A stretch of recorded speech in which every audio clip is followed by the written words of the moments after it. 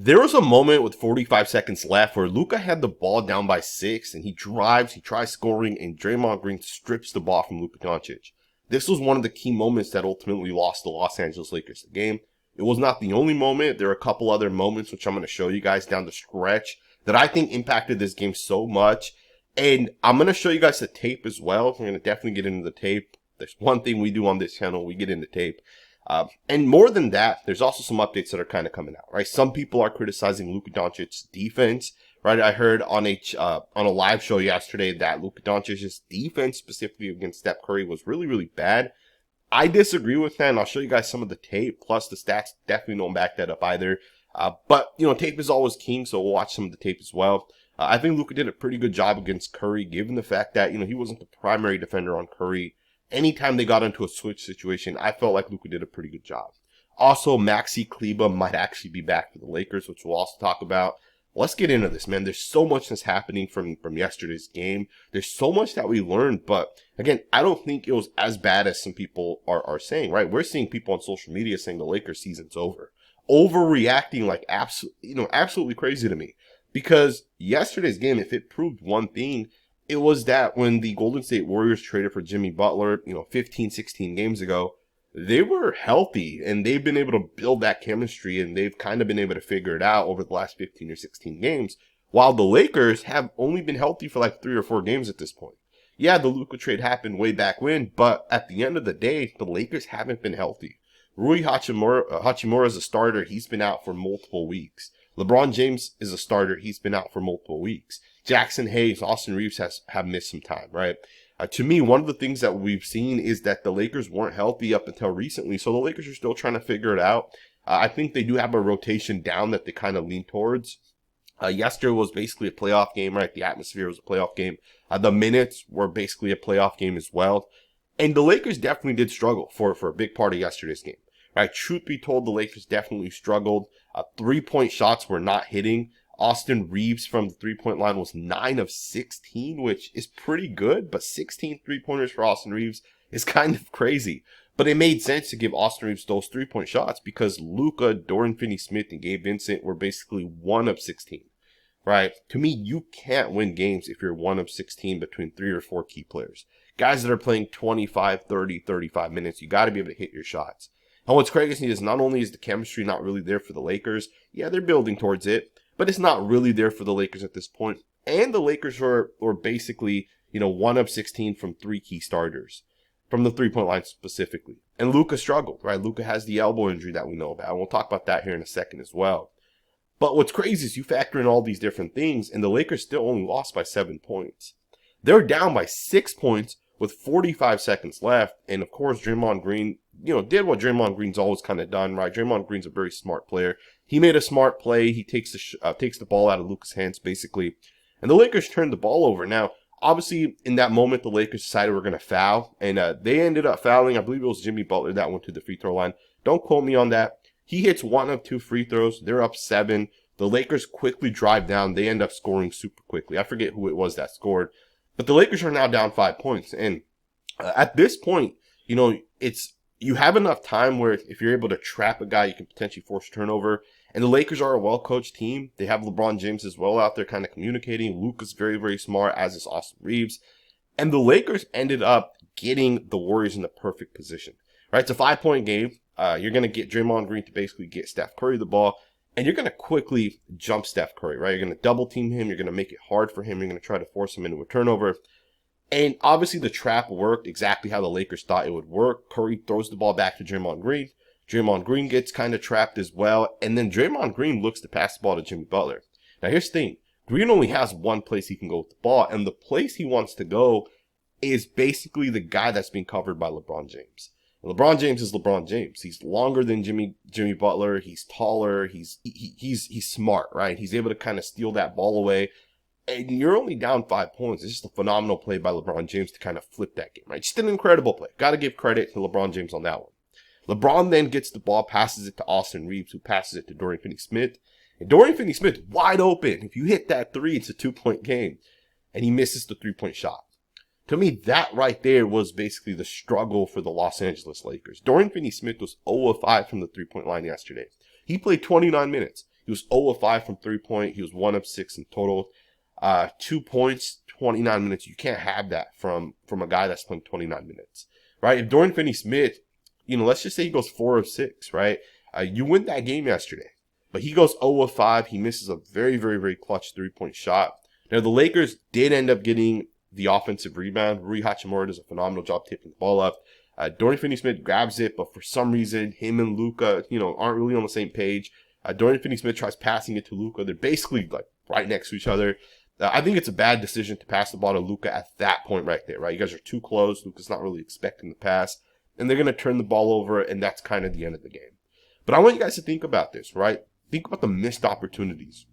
If Luka down 6 scores, right? Let's say he scores. You're down 4. You foul. They hit 1 free throw. It's a 5-point game. You quickly scored the 2-point shot. It'd be a 3-point game. And then LeBron steals it. Let's say Dorian Finney-Smith hits that 3. It's a tie game, right? If the Lakers hit their shots, it's a tie game.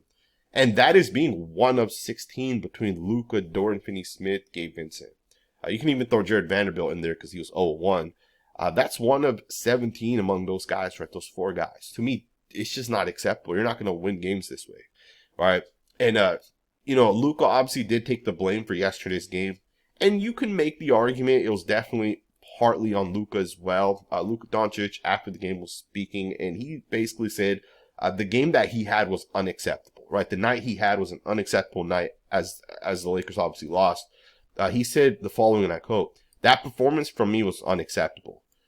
He went on to say, "When I play like that, that makes it harder for the team to win. So just got to figure that out." Now, statistically, he was not good, obviously, right? But we know from the game before against the Houston Rockets, I think that was like 2.5 days ago, 3 days ago, I guess, at this point. We know that from that game, he ended up falling really hard on that left elbow, right? So the left elbow ends up taking a pretty big shot. He struggled against the Rockets, and he's once again struggling again against the Warriors last night. And he was asked about that. Is it the elbow potentially? And he said that, hey, the elbow's fine. That's my left arm, so it's fine. I was shooting with the right. It just looked like the left. I don't know what that means. It just looked like the left. But he said that it was fine, right, because he's shooting with his right arm. But, are we 100% sure it's fine? Like, I don't know, right? The fact that Luka Doncic struggled once again on back-to-back games, essentially, right? He struggled against Houston. He shot 37.5% overall and 35.3% overall against the Warriors. And he's basically 1 of 13 from the 3-point line, right? This right here is unacceptable. And even the game against Memphis, although he wasn't hurt, 2 of 9, you can't have that right there. Like, Luka Doncic has to play better. And yes, you can blame Luka Doncic. He's definitely a big part of this team. If he struggles on offense, you're going to lose, right? There's just no winning if you're the Los Angeles Lakers and this guy struggles on the offensive side, especially down the stretch, right? Like, down the stretch is definitely the moment you got to be able to score. You can't turn the ball over. And he hasn't had turnover issues, right? He's still doing a really good job with creating for other guys. He's driving, he's kicking out. And we can't blame Luka for the entire offense kind of struggling at times, right? Because when you look at some of these stats, right, if you think about this, there's multiple moments where Luka Doncic is going to drive, right? He's going to drive and he's going to kick it out to Dorian Finney-Smith. And if Dorian Finney-Smith is 0 for 5 and Gabe Vincent's 1 of 5 and Jared Vanderbilt's 0 of 1, if Luka drives and kicks out, Luka's doing his job, right? And if these guys are missing wide open threes, you can't blame Luka for that, right? And, again, the offensive scoring part of it, yeah, you can blame Luka for that. But you can't blame him for everything when it comes to offense because he's still doing his part. He's still creating for other people. To me, Luka does have to play better on offense, but the other guys have to step up and hit their shots as well.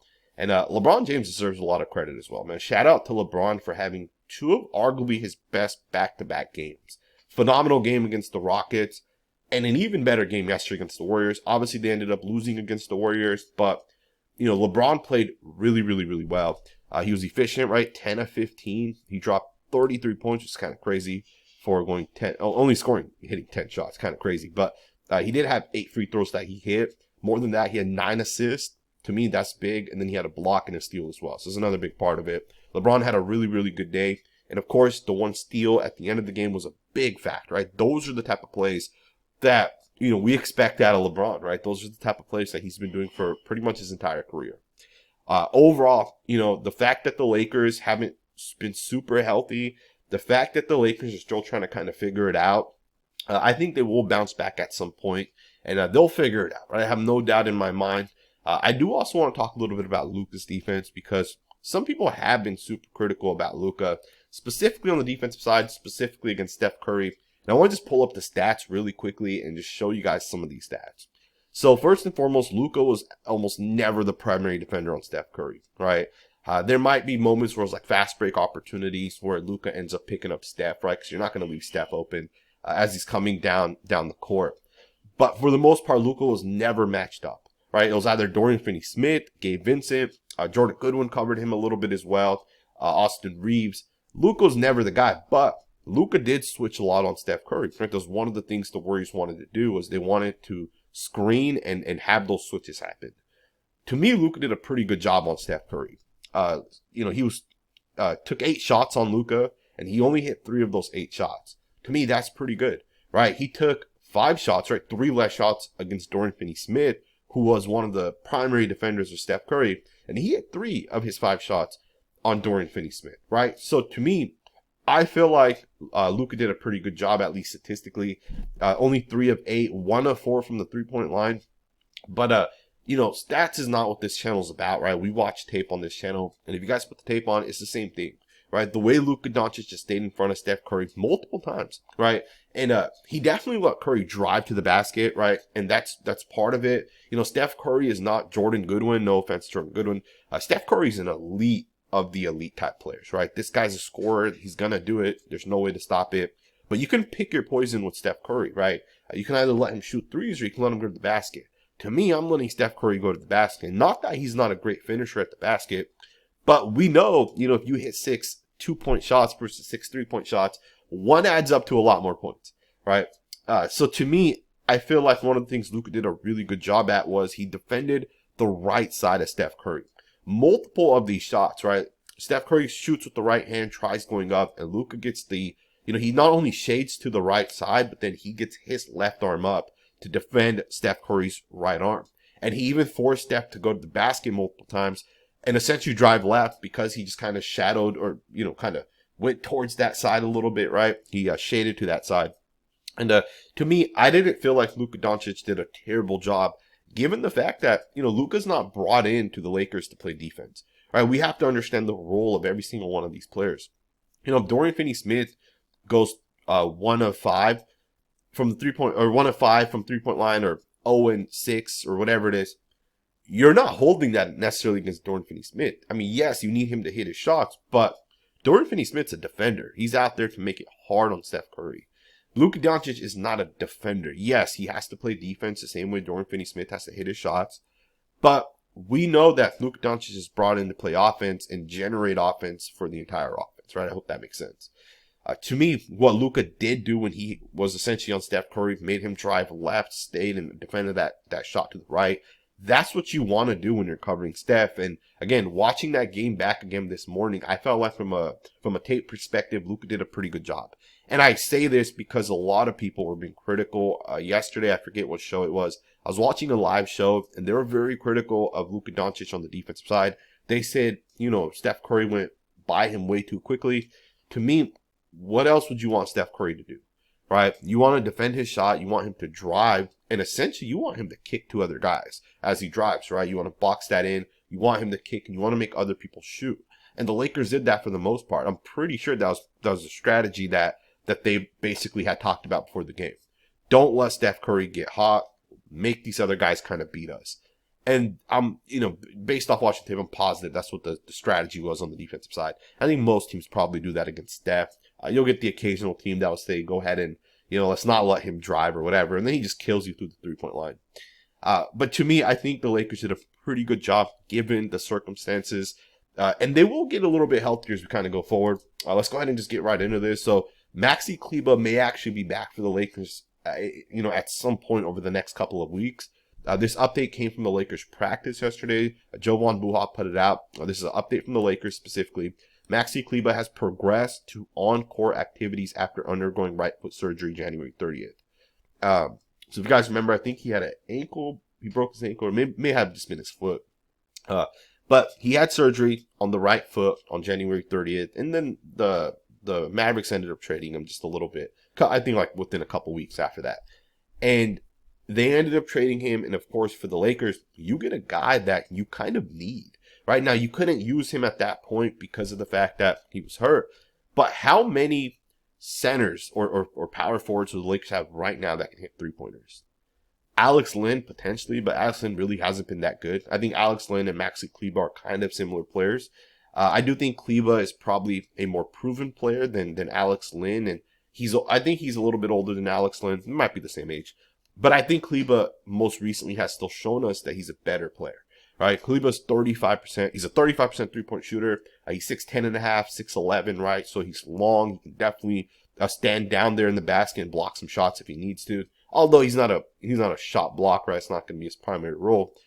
But one of the things that I think the Lakers have kind of struggled with this season is defending, right? Defending down low, but more than defending down low, you can have Jackson Hayes out there, and you're still going to kind of struggle a little bit defending down low.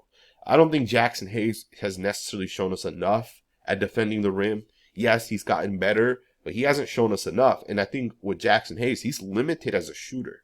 He's limited on the offensive side. He's limited as a passer, as a guy that can maybe have the ball. Maybe he tries posting before he kicks it. Jackson Hayes is limited, but Maxi Klebar can do all that. Right? I think one of the things the Lakers are missing is they're missing a guy that's big, that can have the ball, maybe around the paint area, and that can pass it well. They're missing a guy that's big that can shoot a three-point shot, right? What big do the Lakers have right now that can screen, and then instead of rolling, you can just shoot, just spot up and catch a pass and shoot, right? When you have guys like Jackson Hayes, one of the things that happens is when Jackson Hayes screens, the guy covering Jackson Hayes is going to just drop, right? Knowing that, hey, he's screening for LeBron James, we're going to drop off of this, and as the guy being screened, just go over the top. And you'll be behind LeBron at this point, but just don't give him the shot, make him drive. And Jackson Hayes, there's no threat that this guy's going to hit a three-pointer. And that's not hate towards Jackson Hayes. It's just a fact, right? And we understand that roles, your role on the offense is kind of what you're going to be judged on. It's kind of how you're going to play. Some matchups will be a little bit better for Jackson Hayes. Some won't. The Warriors are a terrible matchup for Jackson Hayes to play. And he only played 14 minutes for a reason, right? And some people have also been a little critical. Why has Dalton Knecht not been playing a little bit more? Knecht, I think, does have some defensive deficiencies. And I do think, you don't really need a guy that can, that is shooter based right now. You need defenders. And yeah, maybe, guys going 0-5, you can say put in Dalton Knecht. But the general strategy behind all that is we need guys to play specific roles, and we're just trying to figure out what works. And I think put Gabe Vincent out there, a guy that can generally score, and he's a good defender. I think that makes sense as opposed to saying, hey, let's get a guy that's maybe a little bit better of a shooter. But now the Lakers need a guy that's a big, right? They need a guy that can catch and shoot. That's a big, right? That can pass. That's a big. 6'10 and a half, 6'11. And hopefully, if Klebar is able to play this season, hopefully he comes back sooner rather than later. Right now, he has progressed to on-court activities, but that doesn't actually mean that he's, ready to play in the next week. Obviously, he's still going to continue to rehab. He'll continue to, get on the court and kind of do some workouts and those type of things. But we can still be like a month and a half away. We don't really know, right? I think at this point, the Lakers will have to kind of start to push in order to get Klebar actually on the court and playing, push in the playoffs specifically. And at the moment, the Lakers right now sit in the 4th seed. So they actually ended up falling one spot down. And again, they're not going to finish in the 4th seed. Best case scenario, they finish at the 3rd. Worst case scenario, they end up finishing like in the 7th seed, right? And they're like in the play-in, right? It could happen. The Lakers lose 2 games remaining, and the Timberwolves win or the Clippers go on a run. The Lakers can finish like in the 8th spot potentially, right? So hopefully the Lakers are able to continue to win. They're able to continue to get it together. I think being in the 4th spot would be the worst case scenario for the Lakers. Or the 5th spot, right? It's the same thing at that point. Obviously, the home court advantage changes. But I think if the Lakers and Warriors played in the first round of the playoffs, that would be bad for the Lakers. Not necessarily that they can't beat the Warriors. It just makes your, every round tough. right? Sometimes you want to relax a little bit, right? Play the Kings or play the Memphis Grizzlies, which I think would be a good matchup for the Lakers. Not play the Warriors in round 1, and then, potentially play the Nuggets or the Rockets in round 2, right? To me, I think one of the things the Lakers have to do is they have to finish in that 3rd seed. I think that's the best case scenario. I think number 2 is probably out of the question at this point. Although statistically they can still hit that spot, but I don't think it's going to happen. Number 3 seed puts you, potentially playing the Grizzlies or the Timberwolves, and that would be a phenomenal matchup for, I guess it wouldn't be the Timberwolves because it's got the play in, but I think it'd be a good matchup for the Lakers to get into that 3rd seed, right? I think it's the best case scenario. Also, the Lakers do have 6 games remaining. It's still a tough schedule. They have OKC twice, and they have the Rockets. They did obviously beat the Rockets the other day. I think the Lakers would still beat the Rockets if they played again. OKC is going to be a tough matchup. Here's the thing. OKC is so far in front of everybody. I wonder if they end up, resting some of their players a little bit. Now, I don't think they would, but there's a chance in one of those 2 games they do rest their players, right? At this point, OKC has nothing other than like historical value and historical, relevance to continue to win. Right? I think they've lost like 12 games this season. It's an incredible pace, incredible season, but a championship's not won in the regular season, right? Especially where they're kind of at. OKC might actually rest some of their starters, and I think it would actually be smart for them not to go out up against the Lakers with their starters. I know some people might disagree with this, but when you do get matched up with the Lakers, whenever that happens, if you give JJ Redick, LeBron James, and Luka Doncic 2 games to play you and figure out how to potentially attack you, how to potentially play you, that's worse for Thunder, in my opinion, than it is for the Lakers. The Lakers have guys that have won. They have guys that have been to the playoffs, have a lot of playoff experience. The Thunder kind of don't. Right? The Thunder are obviously a lot younger.